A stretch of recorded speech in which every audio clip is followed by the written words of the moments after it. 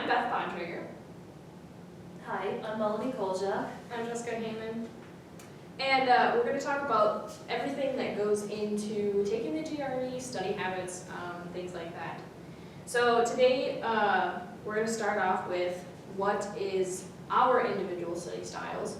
And I'll start by saying that I completely wung my GPA. My study style was all over the place. And I think that's due to the fact that I didn't have any study materials. I didn't buy a book, anything like that. I actually used online materials, which I will show you later what I used. And it was also due in part because I had no idea what to expect.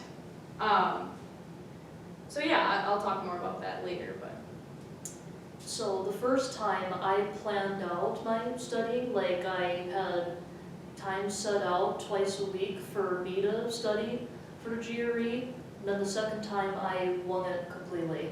Like I had 4 books and a set of 500 flashcards to help me with all of that. And then on top of that, when I registered for the GRE, which we'll talk about in a minute, I actually added on timed and untimed practice tests to help me that first time. As far as my studying style, I really studied the first time. I got a book and I just mainly worked on that and mainly focused on like the tips that it gave you as far as like ways to practice and like answer quicker, and I just used that and I practiced on like other books. Like if I was just reading a fun book or reading a book for class or something, sometimes I practice that way. Otherwise, I just took a lot of practice tests too. That seemed to really help. And then the second and third time, I just kind of wung it because I'm like, all right, kind of know what to expect. But and then the next item that we would talk about is how many times each of us took the test. And just keep in mind that the test is $200 every time you take it. So you definitely don't want to squander your time or just not study for something at all and then just expect to take it again, because it is an expensive test. So if you do well the first time, that would be great. I actually took it 2 times. I took it twice as well. I took it 3 times. I took it twice the first year, and then I just took it again just to see if I could do better. And do you guys think that your scores improved significantly? I would say in one section, yes it did. In the other, it was a small increase. Yeah, I'd say that's about the same too. I definitely felt more confident the second time because I knew what I was walking into. Yeah, for my instance, I definitely improved, kind of like Melanie, in a certain section, and we'll show you our scores later. But in other sections that I did good in the first time, then I was like, oh, I don't really need to study for that the second time, and then those actually went down. So I definitely would say, like, study everything. If you take it more than once, study it again, because it's going to change. Like, it's not the same exact test. Yeah. And then the third thing that we want to talk about is our actual scores. So I want to show everyone first what the average scores are. So these are scores from the AVMA accredited schools here in America. You can tell right up here starts with Iowa State in the Midwest, Michigan State, Ohio State, Purdue, Indiana. Just a little warning about Purdue, they are on probation right now, so that's why they don't have any scores. Michigan State doesn't require the GRE, so Iowa doesn't either anymore. Here's Illinois, and here's Madison's. And on this website too, you can see the GRE, or the GPA. This is the average overall GPA, and then the science GPA. So you can kind of see that for the range, I would say, the quantitative and the verbal, and we'll explain what those mean, are in the range of 150 to or above. You definitely want to get higher than 150 on most of the sections. And then the range for written, which isn't on this website, is actually 3.5 or above. They would like you to have a 3.5 or above to be competitive. There is a range in there. It's like 145 to like 155 is like the safe zone. But to be competitive, they really want you to have, 150 or above. So yeah, Jess, you said you don't remember your scores. So you can have me and Melanie to compare kind of what we did. And we're not in vet school yet, so we can't tell you if this was a success or not. But here are our scores, Melanie's and I's. On mine, you can definitely tell in quantitative, this is the first time I took it, and then I studied more on the math section. So quantitative means math, quantitative is quantitative sciences, stuff like that. So this is just hardcore math. And what I would say is study your geometry, study your algebra really, really well. And the questions get progressively harder throughout the test. So I think you only use like pre-calculus and calculus way later, and there's only like a few questions for mine at least. That's how mine was. But I definitely struggle in geometry, and I've been taking it since high school, so I knew that I had to do that. And I didn't realize that until I took it the second time, and I knew what I was expecting, so I studied for that. And then for verbal, it is kind of like the ACT, where you have to read something really long, and then you answer a bunch of questions about what you just read. How I kind of studied for that, I don't really know how you guys studied for that section. What I did was, I definitely just read a lot of books, anything that was college level. So it wasn't, you know, your fun books like Harry Potter and that stuff.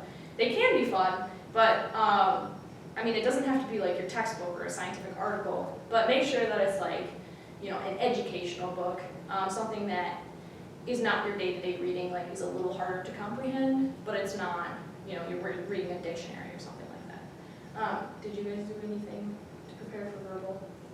Yeah, I used my flashcard deck that I mentioned earlier, and I thought that really helped me drill down the meanings of the words really well, and I took a couple of online quizzes for those words too, so I mean, you can see what that got me. Like I went from 147 to 154 second time, so that's my recommendation, is use flashcards, really drill those words into your head.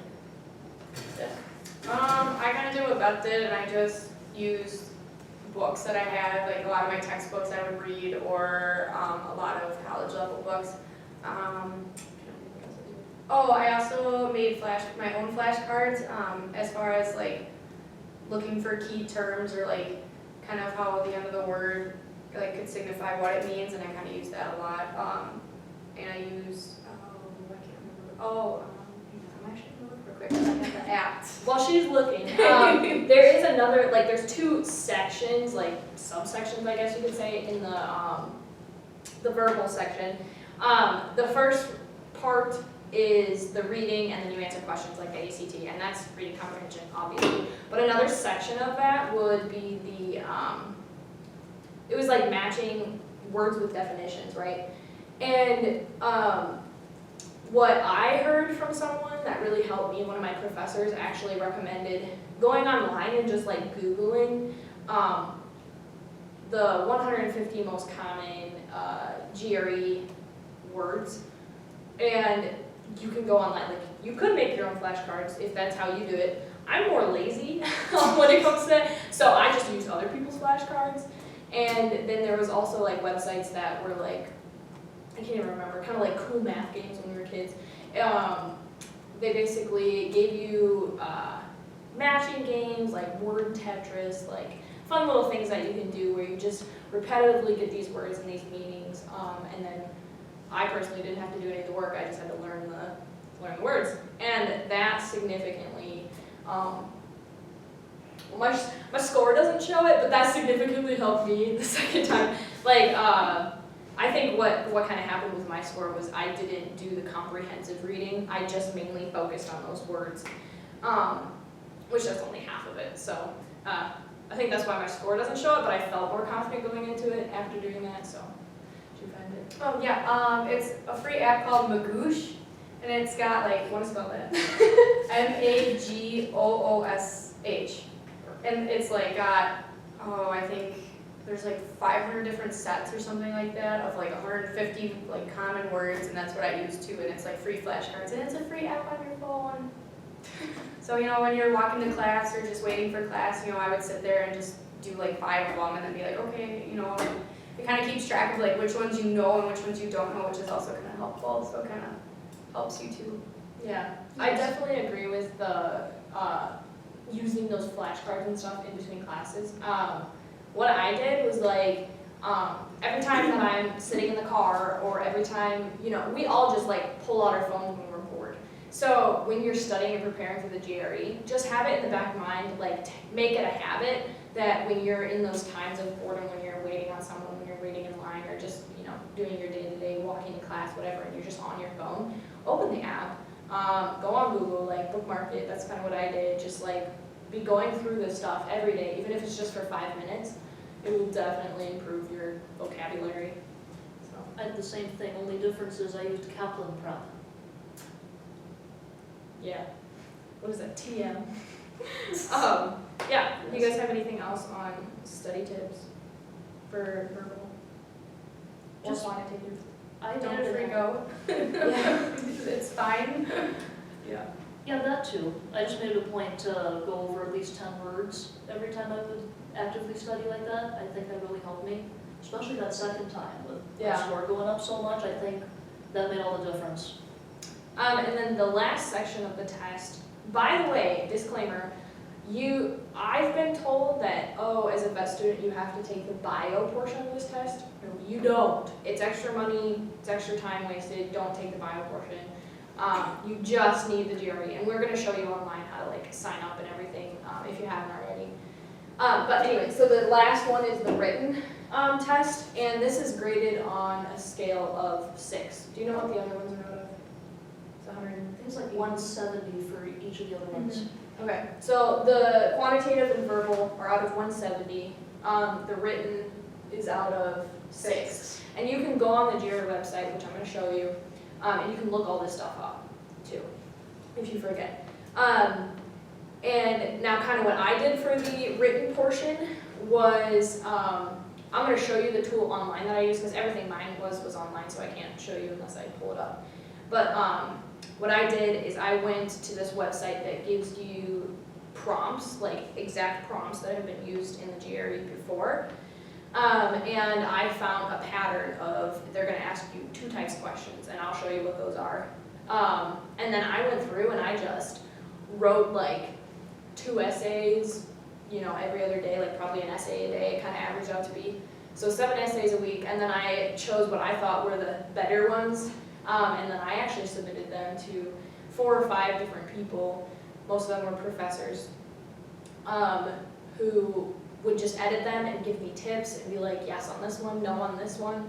And that's what really helped my score, was I literally, like, you're gonna write an essay. So what's the best way to practice writing an essay? To write an essay. And you can't be scared of it because you only have, what, an hour? For each essay, I think it's like 35 minutes. I was gonna say. 35 minutes. 35. I think it's like an hour or something for the whole section, sorry. That makes more sense. But yeah, so you have to hustle when you write, and it's all handwritten, unless you take it online, and it's online, and you type. But what did you guys do? This was the one instance where I kind of wung it in a way, but I noticed that for the writing, they like a certain pattern, like they like the 5-paragraph format. That's like you have the intro paragraph, your 3 main points, and then the conclusion. So I just kind of went along it like that. So when I read my prompts, it's like, what are 3 points I can make? Whether it be the argument or like a defend your position paper, I made a point, like, okay, here's 1 point I can talk about. Here's 2 points, here's 3 points. Like I would plan out what I would write for, I think I took 5 minutes on average, and then I would just type it out. And every time I did good, like I had 5-ish minutes to spare to just edit things up, make it nice and pretty, and then I wound up with 4 and 4.5. So I'd say just follow that 5-paragraph format and you'll be golden. I kind of wung it too. But what I did is I made an outline, kind of, like I just did my intro, did my conclusion, and then I would put the 3 points that I wanted to make and like write it on a scratch piece of paper I got, and then I just started typing and started going. And I know for sure that my writing I got 4.01 all 3 times. I just don't. It's pretty consistent. Yeah. So Yeah. and yeah, 5 paragraph is really good too. They really do like the intro, the 3 your points, and then the conclusion. the real structure of it. And kind of adding to what they did was there were some times when I was very knowledgeable about a topic, and I'm going to show you some examples. But there were some times when I was very knowledgeable about a topic, and then there were other times when I was not knowledgeable at all, but I took my best guess. And what they're kind of grading you on is not necessarily the content that you put down. Yes, they want you to think about it, and yes, they want you to think critically. But they don't really care of whether you're right or wrong, because a lot of these are opinion questions. What they care about is kind of what they said, structure. Can you articulate your ideas without having it be complete garbage? Do you use proper grammar? Do you use proper sentences? And the funny thing is if you work on your verbal section by reading your textbooks and stuff like that, that's just going to naturally come to you, spelling, stuff like that. I agree with that. Yeah. And then also another thing that I did, along with the intro, body, conclusion, those kind of things. If I only had 2 really good main points for my body, my third body paragraph would actually be a contradicting point. So you can show them that there's depth to your argument, be like, this is what I firmly believe, and you should take one stance on it, but I could see where this person would think this, and then you would use that paragraph to basically not disprove why they're wrong, but basically state your point of view and try to like flip it back to your stance. insight. Yeah, my stance. Yeah, exactly. No, I think that's really good advice. Like, if you're running out of ideas, like I know I mentioned make 3 main points, but really if you can show that like you're unbiased but still be able to kind of disprove the other point in a way by turning it on its head to where it's favored in your position, do that. They really like that, trust me. Yeah, I did that too, where I'd be like, oh, well, this is my point, and yeah, they might say this, but this is why this is wrong, or this might not work. I feel like I did that a lot too. I think I did that the second time for one of my prompts. I forget if it was the first or second one for the life of me, but I remember having to do that because I could not find a third idea for the life of me. And especially in an argument, that's a really good point, because then you're just proving your argument essentially, so. Well, I like that's to probably see that one that I did it in. Do we have any questions so far? All right, moving on.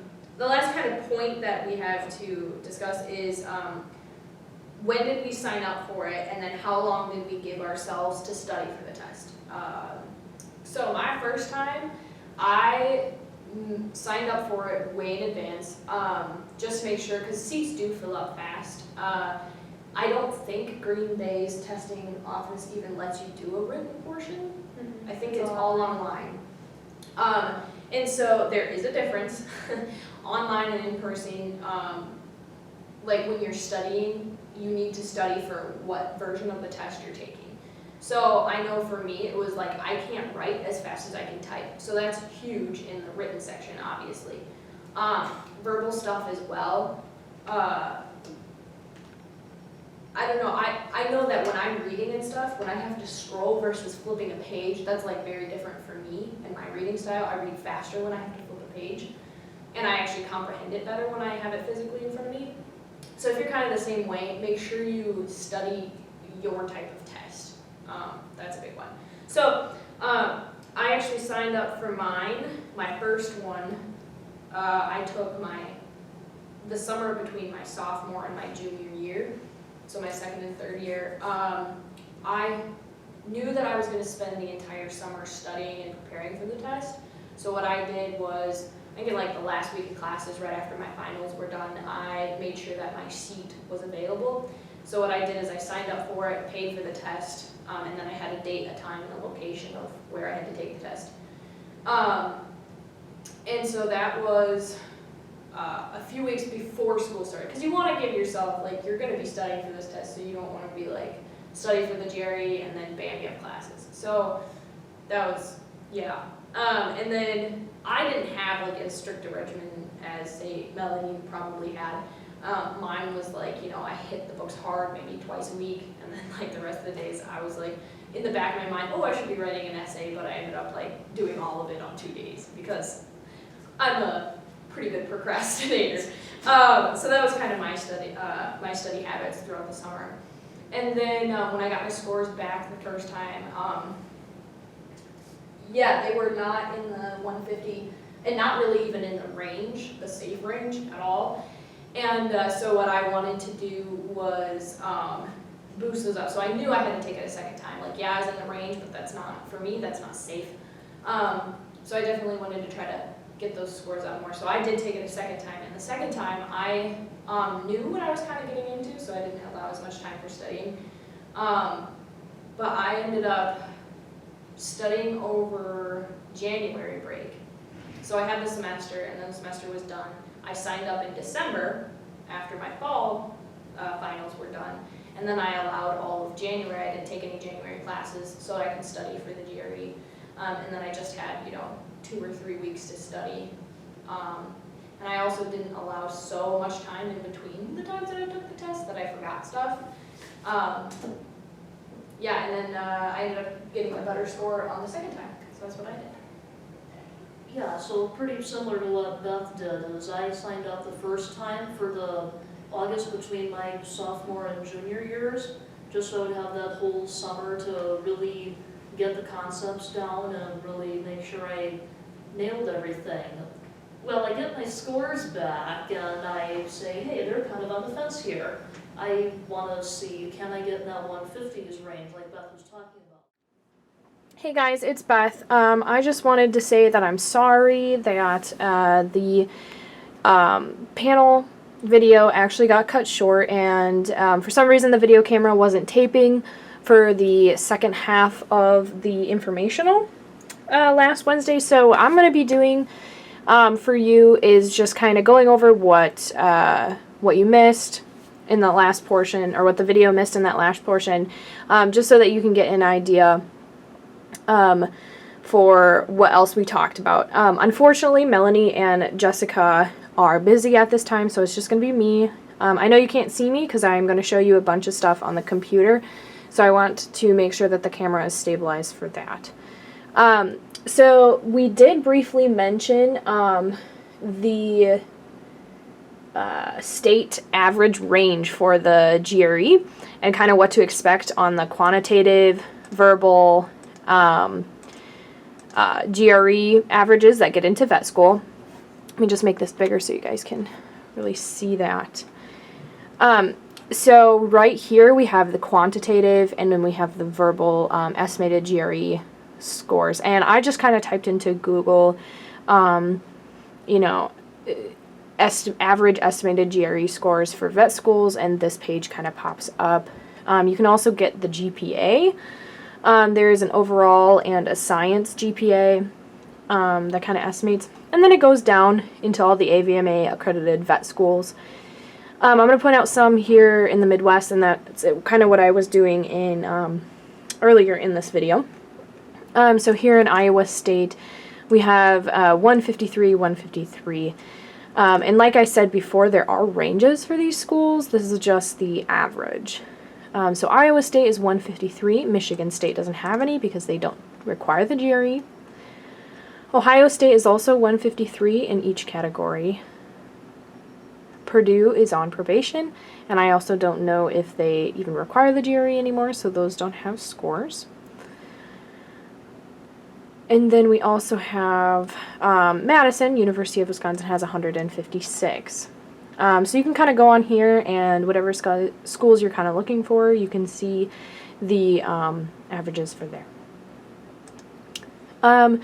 Also, the last thing that we were going to talk about, or that when the video cut off said, when did you sign up and how long did you give yourself to study? We did get through what I was talking about, kind of the way that I went about it. I think Melanie kind of did the same thing that I did, but she may have taken it a little bit later than I did, I think. But it's basically the structure of it, and what all three of us kind of came to a consensus was give yourself time to do it. It's a test where you're going to have to study, no matter what you do.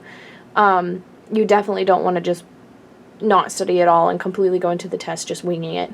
You're going to want to have time to study. And so what was easiest for the three of us is we studied when we didn't have classes. So that means spring break, summer break, January break, those breaks where you can focus on the GRE and it won't affect your class studies.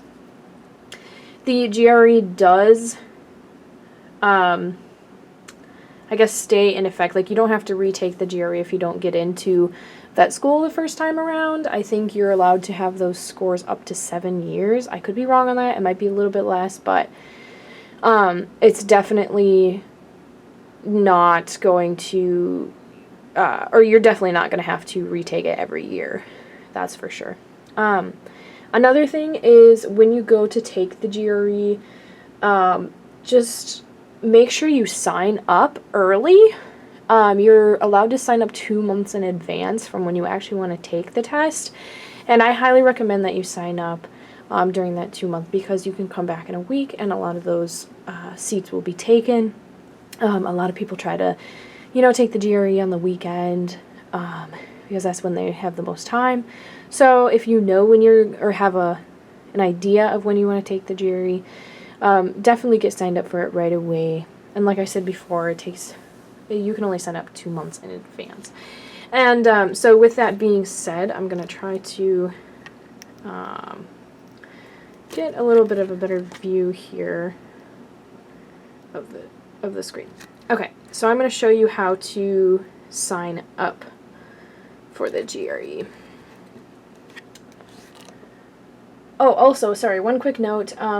Melanie did tell me that she got her books, her study materials, off of Amazon. So you can look up on Google kind of what study materials are out there. She said that hers was actually, I think it was this one right here that's shown over here. And hers had like a flashcards and stuff like that. So she just got hers off of Amazon. So that's one way. You can buy it directly through the ETS site, which is the company that gives the GRE test. I know that's a lot of acronyms. But I think you can order it through there as well. It may be a little bit more expensive though. So definitely shop around for materials if that's what you're going to do. So I'm going to make that bigger so hopefully you guys can see this. To access the site, all you kind of type into Google is ETS GRE. And then this page should pop up.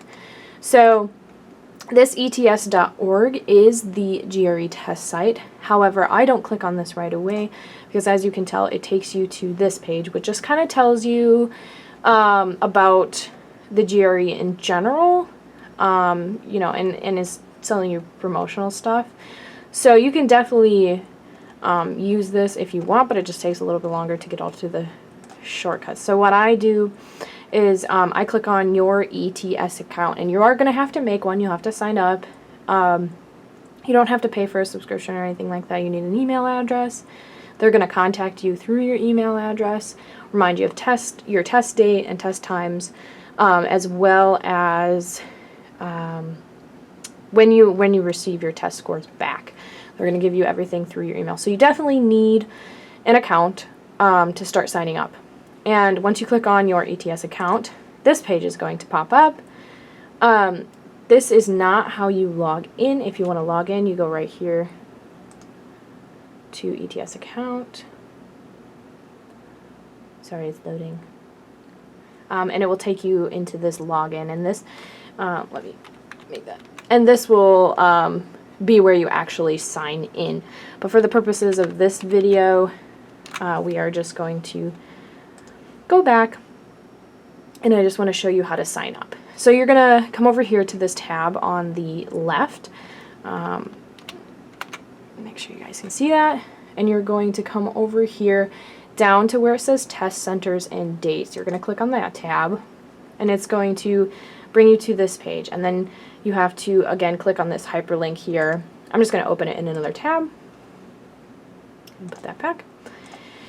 So then you select a test, and like I said earlier, do not take the GRE biology test. Definitely select just the GRE general test. It's going to be less expensive, and you don't need the biology portion for vet schools. So if you are, at home over the summer and you want to take it at home, then type in your home address, and hopefully there's a test center near you. For this purpose, I'm just going to type in Green Bay because that's where I took it. And then, like I said, find the test dates within this 2-month period. So you can search within 2 months. Actually, I do think you can register early. I take that back. Yeah, you can register earlier if you want, but just remember that you don't get refunds for this. So once you pay for it, and you do pay in advance, you show up, you can't cancel. So make sure you kind of, for sure, have a date that you can attend. So for the purpose of this, I'm just going to do December through January of 2019, 2020, because that's kind of when that's around the time that I took my GREs. And then it takes you to this page, and you can see here that, just kind of get this for you guys. Okay, so you can kind of see here on the map, they do have a test site in Wausau, Stevens Point, Oshkosh, and then one over here in Green Bay. It's actually in Ashwaubenon, but real close to Green Bay. And then it shows you in these calendars what dates are available. Let me just scoot you over. So the greens are when seats are available, and then no seats available. And you can kind of tell that where there's gray, they've already filled up very fast. And I mean, this is for January and this is for December. So some of these are like when the center is not open, but the other ones, like on these Saturdays, they're definitely open, but they're already filling up. So make sure you kind of book in advance if you know when you want to take it and when you feel prepared. For the sake of this, I'm just going to, let's see, our finals are, 15th through the 21st, so I'm just going to select Saturday the 21st for kicks. And then it shows you test site 1, and you can kind of see where it's like hopping over here on the map. When I kind of put my mouse over the cursor, the number 1 hops or whatever. And then for 4, which you can't see on this map, let me zoom out. 4 is in Wausau. So when I click on that, it kind of pop up. Wee. Okay, so I want to take mine in Ashwaubenon, say, and there's only a computer version of the test to take. Most sites will have computer version. If you really need a written version, you're going to have to search around to see if any of these sites even offer a written. You may have to travel farther, and you might be more restricted on dates and when you can do that. So you can definitely just click on one of these, and you're going to click Show Test Times. You can scroll back down, and now you have these seats available. So this one is at 8 a.m., and then there's another one at 12:30 p.m. when seats are available. And you just click Register, and you should already have an account. So when it takes you to the register page, then you just have to go through, pay for the test. It is $200, so it is an expensive test. So, and you will have to pay when you sign up. You won't pay when you get there. So make sure you have some funds before you take the test as well. So the sooner you plan for this test, the better. That's pretty much what I can say here. And once you get all registered, then you're going to want to get directions. And I don't think I mentioned this before, but I did on Wednesday, but let me just say it here for you guys. So when you click on directions, they will give you this address. And what I kind of noticed was, this address that kind of has, I guess, a location really close to Lambeau Field is not the correct address. This information right here, like the address that it has up here, is kind of correct, but instead of Green Bay, and I don't know why this is so important, but it is, it's actually Ashwaubenon. And as you can tell, it changes the place of where the test center is. This is the correct place. So if you're down here by Lambeau Field, it will take you to the wrong building. You're going to have to go over here to this place. And so that kind of ties into what I'm going to say next is definitely, if you have the time and if you have a car, if you can, try to go to the testing site a few days or even the day before, just so you can get familiar with the building. because when you do go into the building, or I guess into the lot, it's a bunch of different buildings. So let me just see if I can look this up for you guys. Park Place, Lebanon. And these buildings have a bunch of different businesses in them. So, so they kind of, they look like this. There's a bunch of buildings that look exactly like this. And above them, here, and above them, can you guys see that? Hope you can see that. Okay. So above the entrances, there's going to be like a number. So you're looking for 1525. So you'll go into this parking lot, and then you'll go into the building that says 1525. Then you have to look for the suite number, which will not show up on Google Maps. And I think it's suite number 400. That all information is right here, you know, back on that original website where you register for the test. Just copy down that address, and then make sure you type in Ashwaubenon. But yeah, so it's suite 400, so you're going to go to building 1525, go into suite 400. And it is kind of, it's only I want to say it's a one-story building, but it is kind of back in the building, more the actual testing place. So if you just want to walk back there, it is public. Just to kind of get a feel for the building. That way you'll just be less nervous on your test day, and you know, you don't want to be late for your test because then you can't go in and take it, and you just wasted $200. So definitely know your way around. Don't be stressing about that so much as the actual test, but just to kind of, you know, take the stress off of you guys, I would definitely say go early if you can to the Park Place. Okay, so that's kind of it for directions. And once you are registered, you will receive an email that gives you directions. So it's going to tell you what you can bring, what you can't bring. It's also going to tell you, what time you should come. So it will tell you to come, you know, a little bit early because you have to go through, I know this sounds scary, but you kind of have to go through security like you would at an airport. You know, they give you, not a pat down, but they will give you, what is that, like a wand or whatever, and they make sure you don't have any metal on you. You'll have to roll up your pant sleeves and your you know, coat sleeves, whatever. Can't have anything with hoodies, stuff like that. Basically, they don't want you to be taking anything to cheat, and they don't want you to be distracted or anything like that. They will provide scratch paper and pencil for you. This is for the computer test because I didn't take the written one. I only took computer. So did Melanie and Jess. And they all said the same thing. We all took it at the same place. We all went in and, you know, had to go sign in, and you have to, like, you know, fill out this paper and that kind of thing. They will give you a secure locker that has a lock on it. You don't have to pay for it. That you're going to put all your jewelry in, any, you know, sunglasses, anything in your pockets, anything that you brought with you, so your purse, wallet, personal items, that kind of thing, will all go in the locker. So you will not take anything with you in the test, not even water, or bottles of water. I don't think you're allowed in there with you. And that will all be explained in the email when you finish registering for the exam. So don't get freaked out about that because it will all be there for you. It's a lot like your ACT test. Except for this, it's a little bit added security. All right. With that being said, that's kind of how you sign up. Then I just want to go over, let me check my notes. Okay, so then you come back to this page, the ETS account page here, and let's see, I go down to prepare for the test. So this is kind of, I'm going to just show you guys kind of how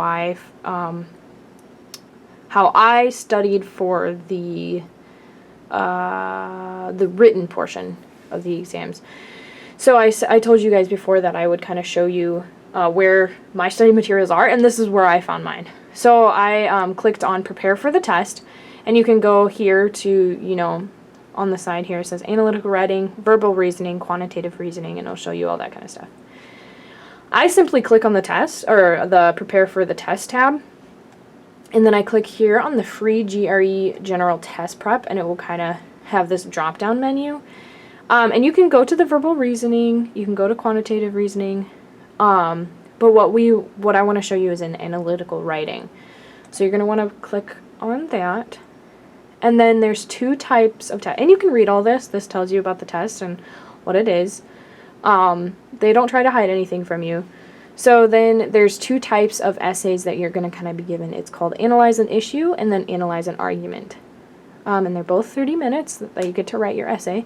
So I'm just going to open both of these in a different tab. So the analyze an issue part of it, once you click on that, you're going to come down here and it's going to give you like another kind of tabs that you can kind of click on. So you can read about it in the introduction, you can understand the context of writing, preparing an issue, tips, which is really nice. And then they give you sample tasks and sample essay responses, as well as a pool of issue topics. So this right here, this pool of issue topics is what I used. So I'm going to also open that in a new tab and show you that in a bit, as well as having the sample essay responses right next to it. So back to the pool of issue topics. So I clicked on that and you're going to come down and it is literally just, you know, hundreds of these sample prompt essays. I mean, as you can tell, it just keeps going and going. So what I did is I just picked one, you know, every day from either the analyzing an issue or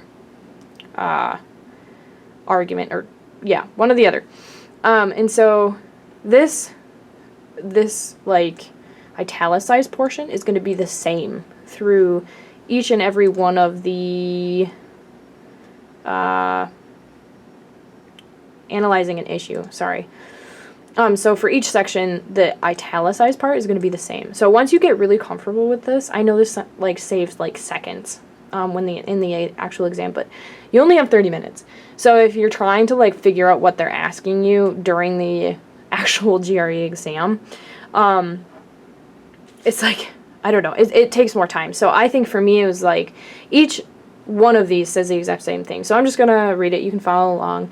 It says, write a response in which you discuss the extent to which you agree or disagree with the claim.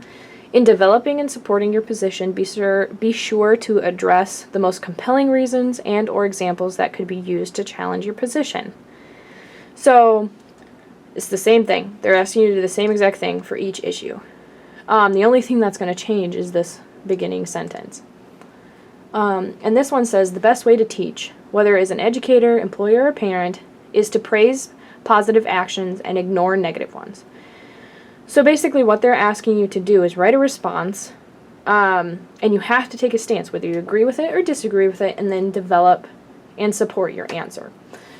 So if you know what you're going to have to do before you even get to the exam, that's what I'm trying to get across right here, is look through these, figure out what you need to do, and if you don't know what, I don't know, what developing, supporting your position, what that really looks like really well, then that's when you go back to this sample essay responses. So the most that you can score is a 6, and it will give you, you know, and this is the same thing. See, discuss the extent with which you agree or disagree, blah, blah, blah, blah, blah, that whole statement. So the only thing you really have to read is this first sentence in this example. And then they will show you what a response 6 looks like what a score 6 looks like, and it has an actual essay that somebody wrote, another score 6, and it goes 5, 4, 3, 2, 1, down and down. Yeah, so you kind of have that at your fingertips, and then we're going to switch over, just so you can kind of see. So we just did analyze an issue, so now we're going to kind of switch over to analyze an argument. And it looks like the same exact thing. Okay, there might be a little bit more. But tips for this section, sample argument task, essay responses we're going to want, and then a pool of argument topics. So I'm just going to open argument topics and then the sample essay responses. Now in this section, okay,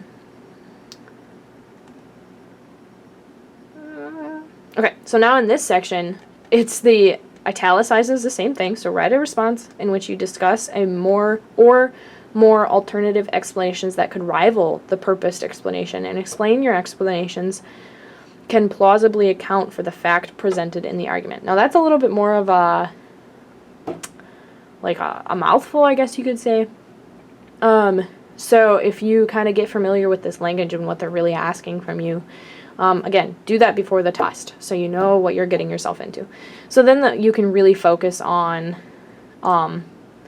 this portion of it. So in the argument, they're going to give you a sample text, and they're going to tell you where it's from. In this one, it says the following appeared as part of a letter to an editor of a scientific journal. And then you're going to have this very long kind of thing. And then you're going to be asked to discuss and interpret it. And again, if you don't really know what they're looking for, go through and read the essay responses and see what's a 6, see what's a 5, so on and so forth. And I think the video cut out before we got to kind of say, what